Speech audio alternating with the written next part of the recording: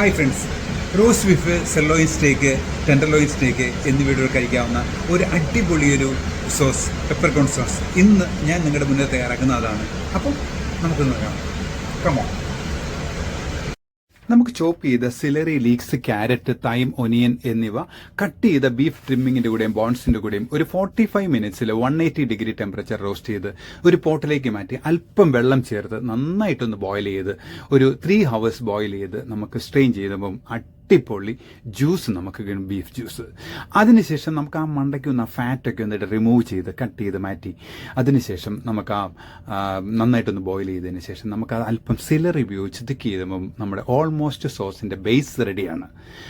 അതിനുശേഷം നമുക്ക് അല്പം സിംഗിൾ ക്രീം അല്പം ആഡ് ചെയ്ത് നന്നായിട്ട് മിക്സ് ചെയ്ത് കുക്ക് ചെയ്ത് കഴിയുമ്പം ഓൾമോസ്റ്റ് നമ്മുടെ സോസ് റെഡിയാണ്.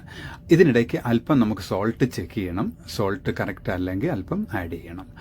അതിനുശേഷം നമ്മൾ എന്ത് ചെയ്യണം, ഒരു പാൻ ചൂടാക്കി, ലൈറ്റായിട്ടേ ചൂടാക്കാൻ പാടുള്ളൂ. അതിലേക്ക് ഒരു അല്പം ക്രാക്ക് പെപ്പർ, അല്പം പിങ്ക് പെപ്പർകോൺ. ഇനി പിങ്ക് പെപ്പർകോൺ കിട്ടിയില്ലെങ്കിൽ ഗ്രീൻ പെപ്പർകോൺ ആണെങ്കിലും മതി. അല്പം സ്മോക്ക് ചെയ്ത് അതിൻ്റെ പ്രധാനപ്പെട്ട ഭാഗം നമ്മൾ അല്പം ബ്രാൻഡി ചേർക്കണം. പെപ്പർകോൺ സോസിൻ്റെ ഞാനിവിടെ VS ബ്രാൻഡിയാണ് ചേർക്കുന്നത്.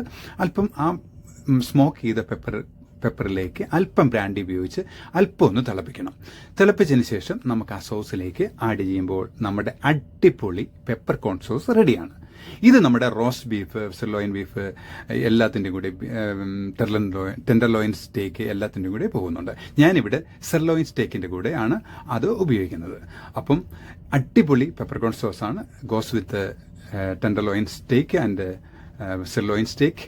ഓക്കെ, അപ്പം എല്ലാവർക്കും ഈ വീഡിയോ ഇഷ്ടപ്പെട്ടെന്ന് കരുതുന്നു. അടുത്ത ഒരു നല്ല വീഡിയോയിൽ കാണാം. Thank you very much.